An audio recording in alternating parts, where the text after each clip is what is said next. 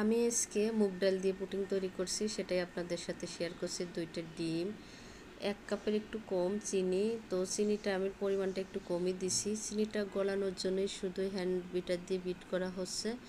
আর মুগ ডাল আগে থেকেই সিদ্ধ করে ব্লেন্ডার করে নিয়েছিলাম, সেটা দিয়ে দিলাম। তো আর দুধ দিচ্ছি 1 কাপ।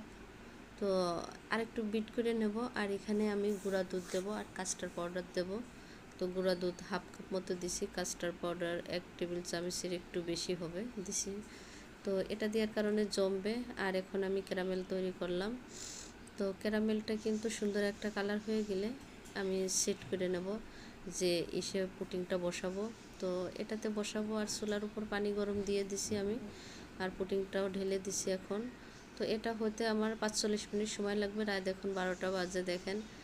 আর এটা কিন্তু আমার সুন্দর করে মানে হয়ে গেছে। তো এখন আমি ঢেলে দেখাচ্ছি আপনাদেরকে, দেখেন কত সুন্দর হয়েছে দেখতে। আর এটা যেমন খাইতে যেমন টেস্ট, তেমন হেলদিও হবে, যেহেতু এর ভিতর ডাল, ডিম, দুধ দেওয়া আছে।